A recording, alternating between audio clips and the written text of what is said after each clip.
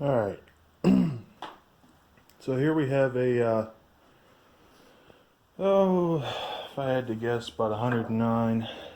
Let's see.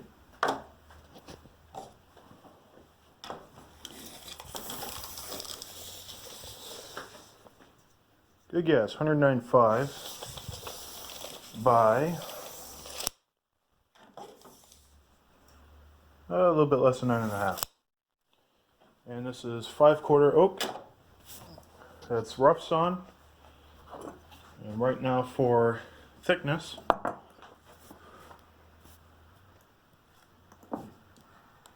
some quality camera work here. About 1 and 3. We need to bring that down to about 1 and 1 to allow for sanding afterwards. What this is going to be, this is the inner panel for some barn doors. It's going to be tongue and groove, hopefully. And well, this is rough sawn.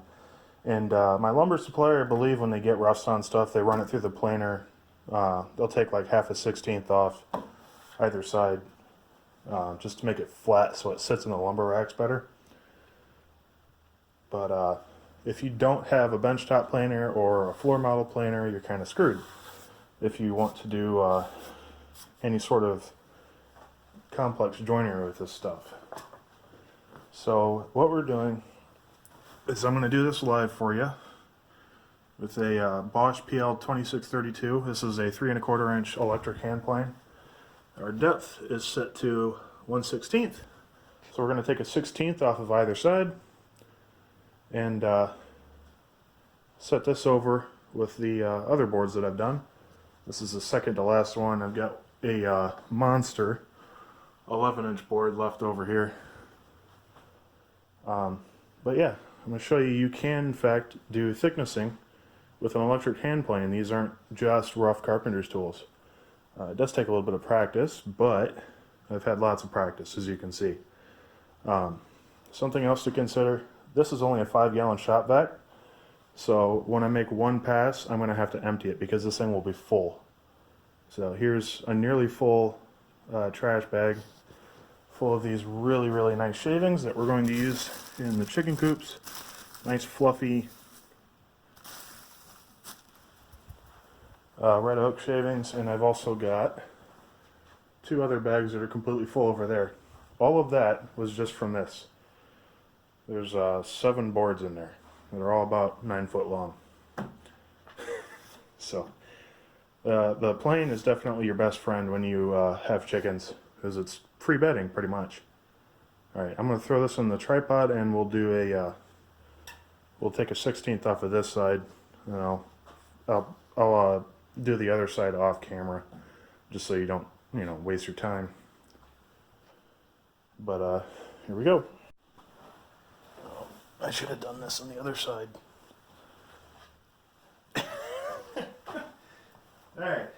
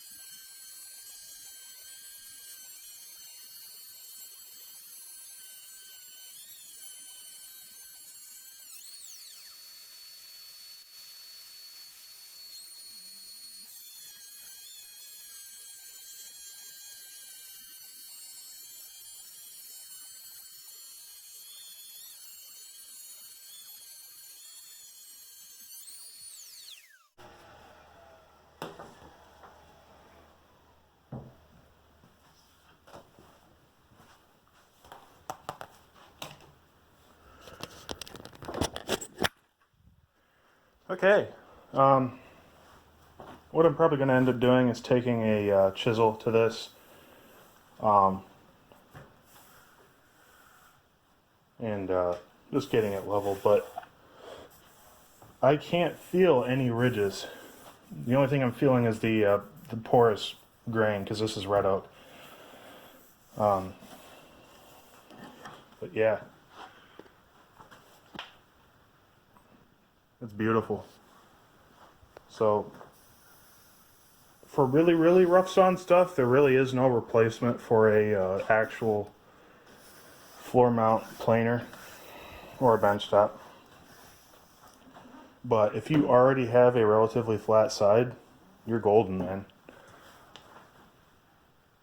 It took me a while to figure out what's the best way to do this, you know, technique-wise. But yeah, I want to do it live for you guys to show you can definitely do this. In fact, honestly, what I might end up doing is just ripping this real quick on the table saw to get rid of that, because I've got more than enough lumber to do this whole build. But pretty much the only time I'm putting weight on the front of the planer is to start the cut, and for the rest of the cut I'm pretty much putting all the weight on the back of the planer, just to basically ride the surface that I'm creating. And what that helps do is if you put too much pressure on the front of the planer during these really long cuts, you'll end up getting grooves where you overlap. And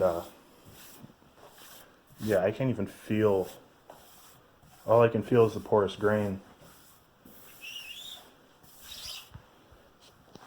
Let me also tell you, the blades that come on these tungsten, I forget what they're actually called, but they're tungsten carbide, and they're awesome. I've done all of this already, and I'm still getting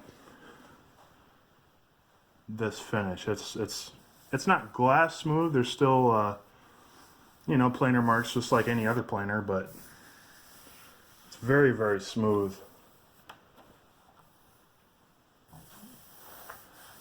It's an awesome little machine. Well worth the $160 for it.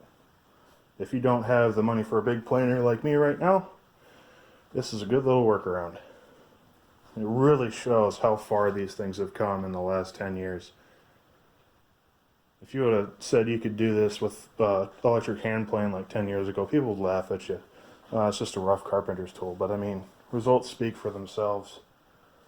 Here's another board just to show you it's not a fluke. It's beautiful. So there you go. And by the way, I haven't emptied this yet. I'm going to just show you how full this thing is.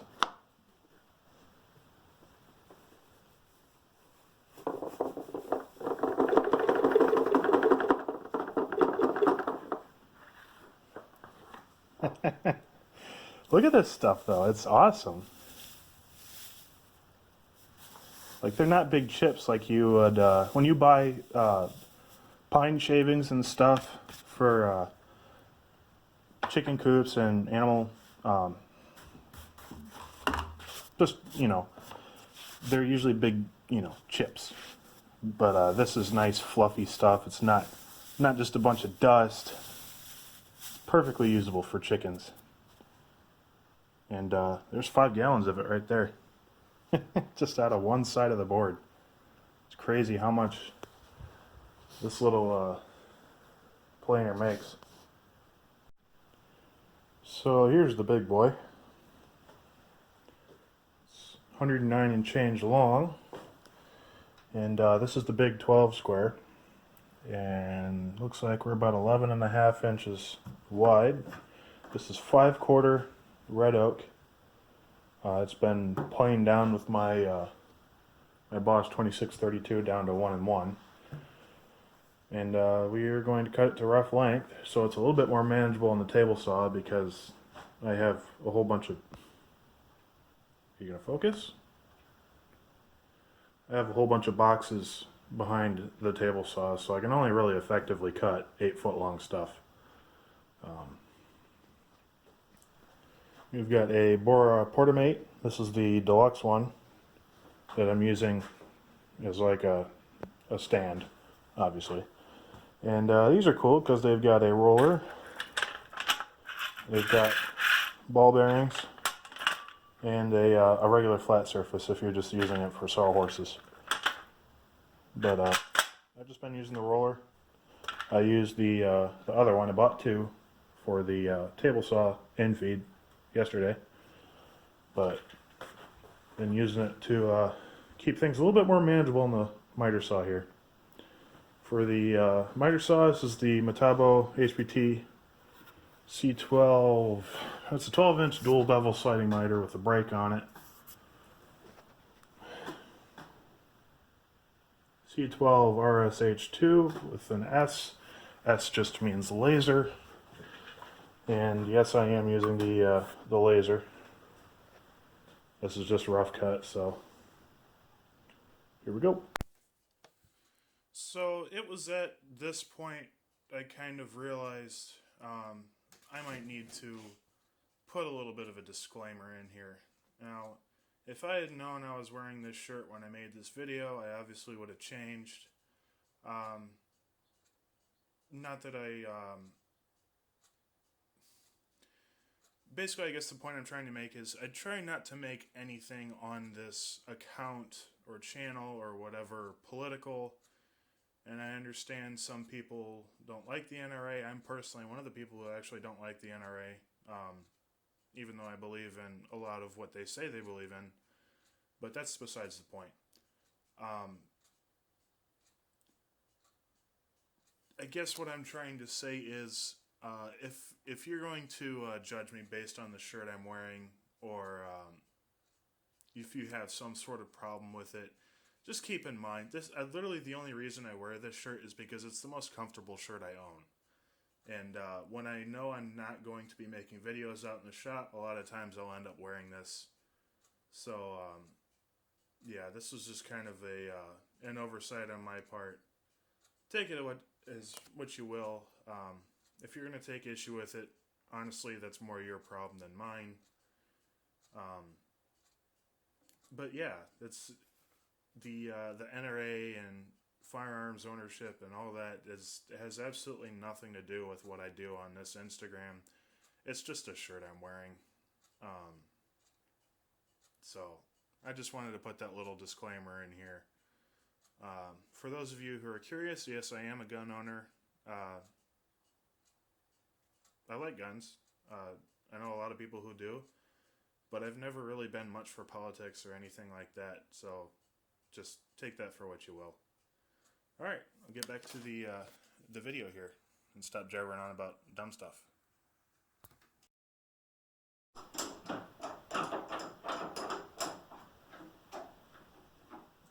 This kind of reminds me of cutting a barn beam mantle.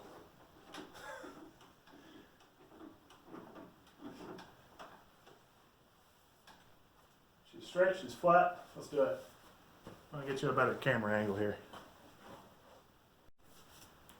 Okay, so for those of you who are just DIY and maybe don't cut a whole lot of hardwood lumber, I'm not just going to come all the way out here, bam, and then go straight back. What I'm going to do is I'm going to kind of nibble away. And the reason I'm doing that, and you don't really do that with 2x4s because 2x4s don't really carry enough internal tension to really justify doing that with them. But as I cut this thing, tension is going to release, and it'll change the orientation, or not the orientation, it'll change how the fibers sit on the edge of the wood. And what can happen is they'll grip around this and cause a kickback. And kickbacks on the miter saw aren't necessarily dangerous, they're just unpleasant, because all it's going to do is shoot this entire thing back at you. But we're trying to avoid that anyways, because it's really not good for the saw. So, here we go.